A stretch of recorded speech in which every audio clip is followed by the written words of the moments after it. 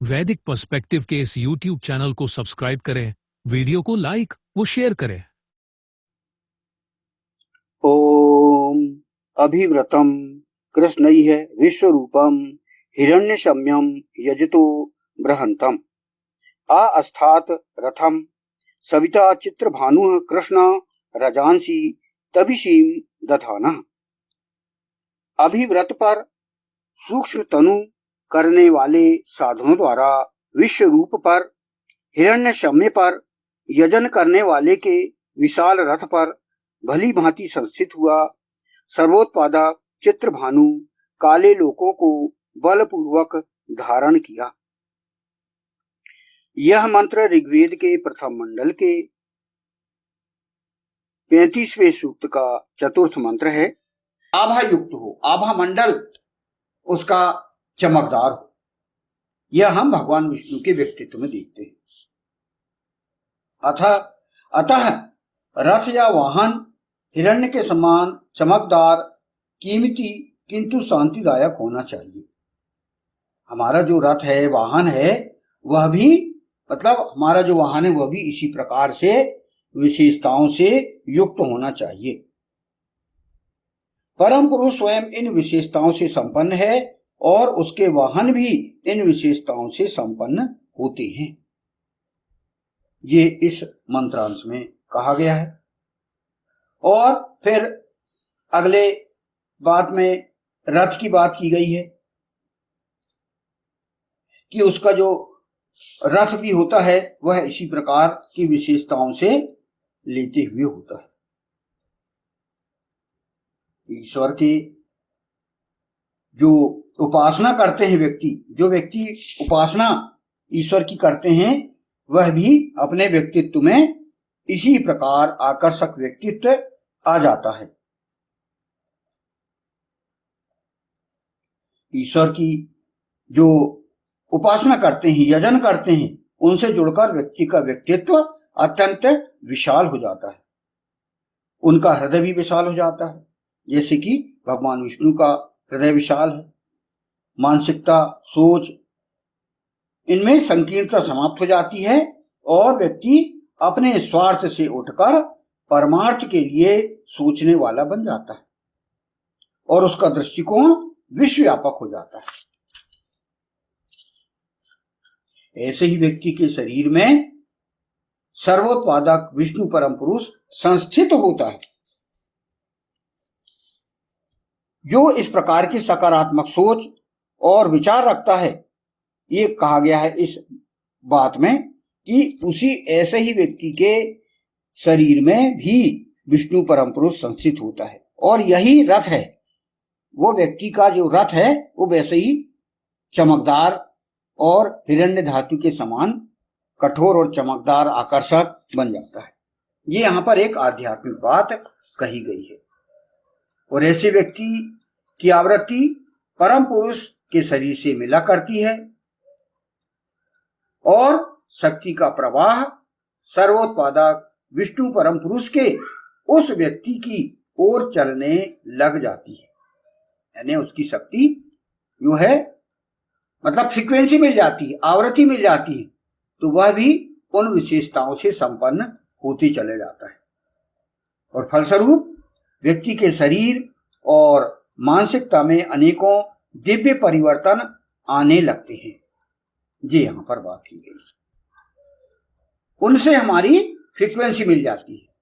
पुरुष की फ्रीक्वेंसी विष्णु परम पुरुष से मिल जाती है और जो नारियां हैं, औरतों की फ्रीक्वेंसी उन जगदम्बाओं से मिल जाती है। महालक्ष्मी जो कि धन की जो है देवी हैं, साफ सफाई, धन, जैसे कि हम दिवाली में उनकी ही उपासना करते हैं, उनका ही हम याद करते हैं। तो भगवती लक्ष्मी, भगवती पार्वती, भगवती सीता, ये सभी जो है उनसे आवृत्ति, फ्रीक्वेंसी उन महिलाओं की, उन नारियों की मिल जाती है जो इस प्रकार के विचारधारा से समन्वित होती है।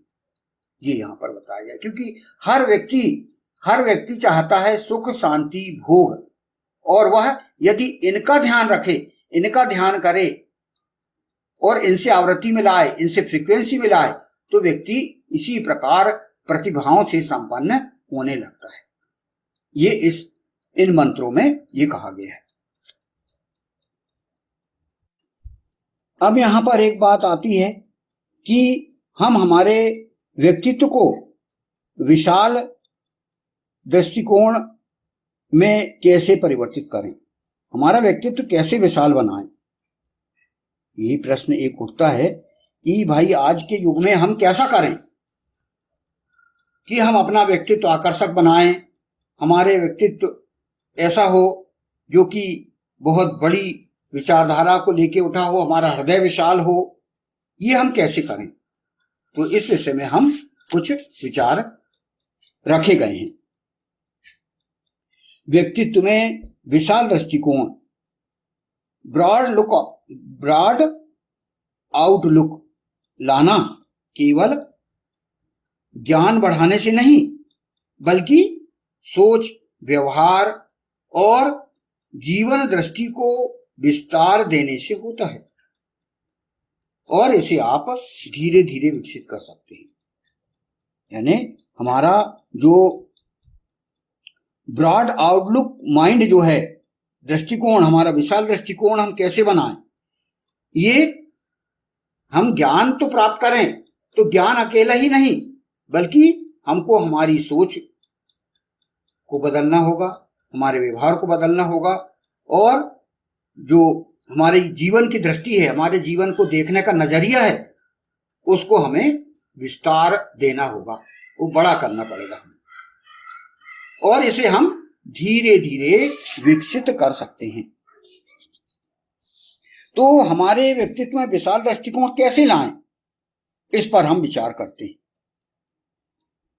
तो पहला इसका हम कारण देखें, व्यापक ज्ञान प्राप्त करें।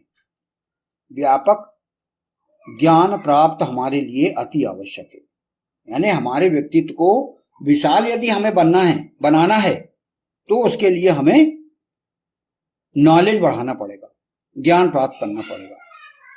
तो आज तो वर्तमान समय में नॉलेज के बहुत ही साधन हमारे हाथों में है, मोबाइल के रूप में पूरी दुनिया हमारे हाथों में है, गूगल के रूप में और आजकल एआई के रूप में, चैट जीपीटी, मेटा एआई, इनसे आप विभिन्न प्रकार के ज्ञान, आप जिसकी इच्छा हो, जो आप चाह रहे हो, वह ज्ञान आपको इन मोबाइलों से ज्ञात हो सकता है।